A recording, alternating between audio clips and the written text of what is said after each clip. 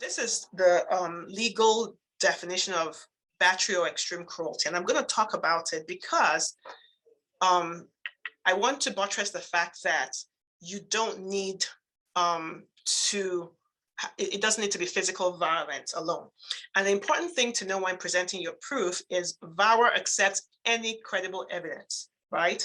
Which is a really great standard. So it's up to you and your lawyer to show that what you're showing or what you're presenting is credible.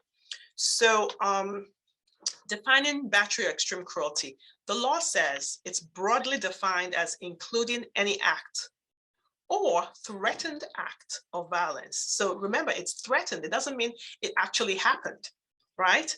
So including any forceful detention which results or threatens to result in physical or mental injury.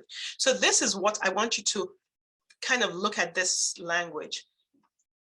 It's any act or threatened act that results in physical or mental injury. So it doesn't have to be just physical. It could be emotional. It could be psychological, mental injury, right? How you feel, how they made you feel, right? So now other abusive actions may also be acts of violence under certain circumstances, including acts that in and of themselves may not initially appear violent, but that are part of an overall pattern of violence. So what this is saying is that maybe taken singly, that might not rise to the level of extreme cruelty, but if you put everything together, the person is not giving you money to buy food. They're going through your phones. They're not letting you talk to people. Maybe together, right?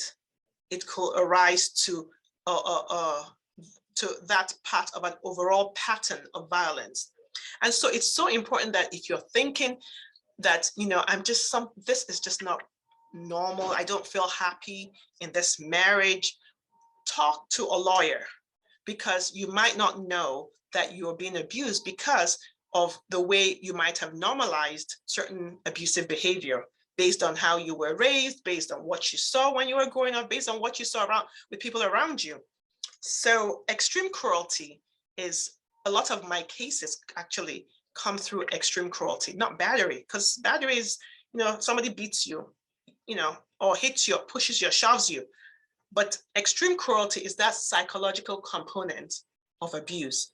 And I think we do a fantastic job showing what somebody has gone through and how, it's made them feel powerless. So I think we've talked about this before, the different types of abuse: physical, emotional, psychological, verbal, financial, sexual. All right. And we've also talked about that in addition to control by the abuser, immigrants face cultural barriers, language limitations, extreme isolation, cultural ideas of shame and honor, cultural ideas of abuse, close-knit communities, and role of religion. We've talked about some of this.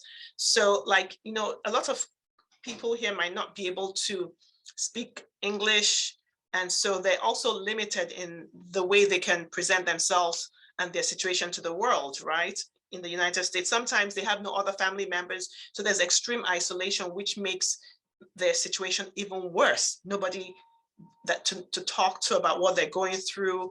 The only person they know is this spouse they're married to. And this happens to a lot of people who maybe they came on, sometimes they come on a consular process and they left their country, came to be with this person in America, or they were here and were ready to go, and the person says, no, stay with me, I love you, and let's get married.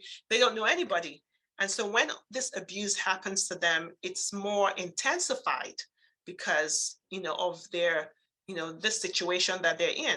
And we talked about cultural ideas of shame and honor, cultural ideas of abuse, and all that stuff.